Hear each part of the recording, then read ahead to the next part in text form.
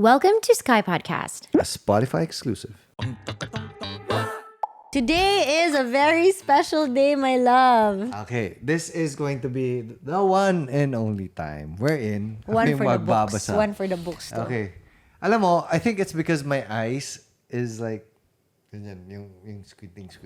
Compare ba tayo? It's old. I'm old na. Ano na yung letter Latin for today? Hi, Sky fam.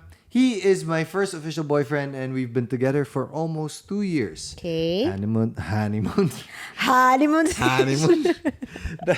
should read more often. That's why I don't read. Okay. Honeymoon stage is over. Dumating na kami sa point na palagi na kaming nag-aaway and toxic na for us. We had a serious talk about what we felt towards each other and he admitted na nalilesen na yung love niya para sa akin. Ouch. And hindi niya na makikita na ako ang kanyang magiging wife in the future. Ouch. But we ended the night na bigyan namin ng another chance yung relationship namin at mag-focus na lang kami sa kung ano ang meron sa amin ngayon. Sorry, Bisaya kasi yung Bisaya kasi yung letter and I'm translating. Okay. So, okay. If ganyan ba talaga di na niya ako nakikita as his future wife, ano ba talaga ang dapat kong gawin? Magsistay pa ba ako? Or better to end things habang maaga pa or give it another shot? Did they mention how long they are already? Ilang months na? 2 years. 2 years na. I'm still confused kung ano dapat ang gagawin ko. And those words and sentences keep lingering in my mind. I really love him and I don't want to let him go. But if ganyan talaga yung mindset niya, saan ba ako dapat lulugar? Siyempre, ang hirap din for her kasi first boyfriend, no? Yep. Yeah. So, if this were you... Well, for me, knowing what I know now, syempre yung advice ko is, if he doesn't see you anymore in his future, bakit ka pa magsistay? Anong point ng relationship? That's me now. Ako, ganito talaga. It's a lot easier to say this looking at it from parang a lot of years of experience in dating. Na parang masasabi ko, if I were to talk to my old self, parang kasi may mga experiences din akong ganyan. It would be just know your self-worth. If hindi ka binibigyan ng importansya or someone says that he doesn't love you as much, wag mo nang pilitin. Yes. Because ayaw mo rin naman na mag-stay siya sa relationship just because naawa siya sa'yo, pero yung heart niya nasa iba. Diba? In the future, magka-problema rin kayo dun. And ganito talaga feeling ko. Because I was in both ends of that equation. Okay. And I feel like... You've been the one that wanted to leave and you've been the one that's left. Yes. And in that situation, if I were the guy, and this is going to be a hard pill to swallow. Do her a favor. Yeah, the guy just didn't have maybe maraming arguments. At least he was gutsy enough to say, I don't feel these things for you anymore. Yes. But I feel like there was iyakan going on. And Naawa siya. Naawa and everything. So, like parang napipilitan siguro si guy na, sige na lang, let's try and make it work. Yes. Parang ganyan siguro.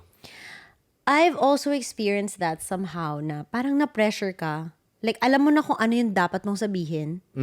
I remember, this is like puppy love phase, high school pa. Okay. And I had already broken up with my boyfriend at the time.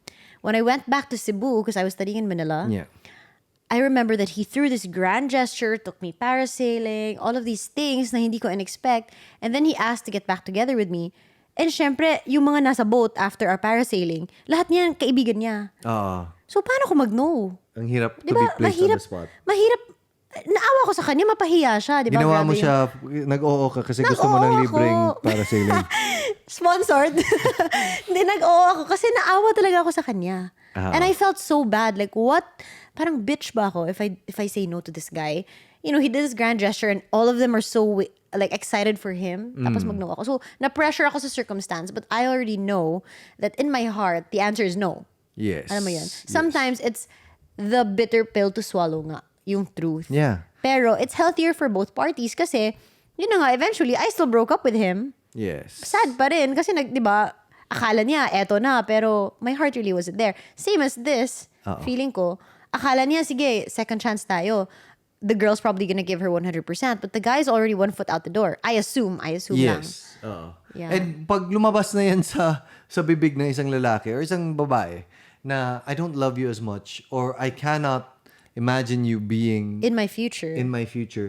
That should be the signal. The problem is when we're so in love and we're so dedicated to one person, we try to blind ourselves. Naka-blinders nga talaga tayo. Alam mo yung sa horse? Di ba? Pag-ibig talaga, nabablind tayo. Hindi, kahit sa harap mo na, nagyayakapan na yung may ibang babae na yung lalaki, parang pag mahal na mahal mo, parang, ay, hindi, na-tempted lang talaga siya sa babae talaga. Yung babae We yung justify problema. the actions of our loved ones to make it make sense in our head. He's only treating me this way now because he's had a bad day. He's only being an asshole now because probably I said this, it triggered him. We make excuses for the people around us because we don't want to accept the truth. And parang feeling kasi natin that life is a fairy tale, like love is a fairy tale, na it's these grand gestures and sacrifices that actually make love worth living or like having. I changed him because of me, nagbago siya, we grew together and now our love is so strong. But I guess that happens. I wouldn't say that it doesn't. Palagi kami nag-aaway pero we feel this chemistry towards or each you and me other. against the world. Yung mga ganun. I guess it happens, but it happens more in the movies. And so we can't compare ourselves or yung normal na kind of love to mga ganun. Yeah. So, ang harsh natin magbigay ng advice. Dire-diretso. Tapos yung trajectory natin. Pero imagine this. You're 2 years there. And then there's there's no spark anymore. Add like 10 years. Add 20 years. True. Add marriage, add kids, add responsibilities. Add like finances. Yeah. Add like having to build a home. Ang daming mga external factors. Ngayon, first boyfriend mo yun. So, dapat head over heels kayo. Butterfly. Hindi naman dapat. But usually It should ganon be when you easy. look back. Yes. And to be honest, this is my perspective. Rare yung instances wherein you can find the right person right there and then in the first boyfriend. Or first Sobrang girlfriend. swerte mo. Sobrang kung swerte ganun. mo if that happens to you. But a lot of my friends, even the ones that were with their first love and they ended up together. As in married As in sila. marriage. Like, yung alam mo yung high school love and then 10 years later, sila yung nagkatuluyan. Even then, umaabot sila ng point na nagbe-break ng sandali to like explore other things or other experiences or like test out the waters of these relationships and then decided, kami pala talaga. Kasi it's hard to give a point of comparison. It's like your first job. Pag first job mo, kahit nasa Google ka pa, parang sasabihin mo, mas maganda kaya sa Apple.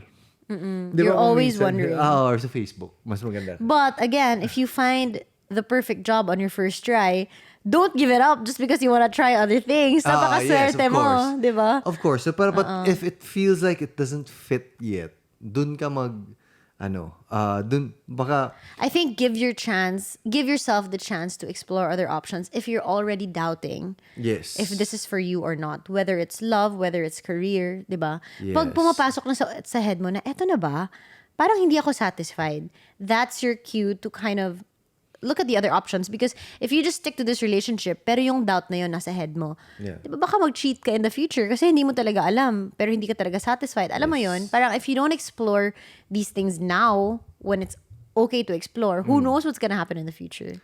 Yes. And I feel like a part of being mature is to be able to detach yourself. It's so easy to say but very, very hard to do. It's just to say na parang I'm gonna love myself more na parang without all these attachments. So I'm gonna love myself truly that I will not accept a substandard relationship. Yeah. I will not accept a man to love me just because naawa siya sa akin or just because napilitan siya magstay sa relationship. I will Dahil not nga naawa accept siya. a relationship that sinabi na ayaw niya, hindi niya ako nakikita to be his wife. If you guys want to hear the full episode, you can Check us out on Spotify. Spotify.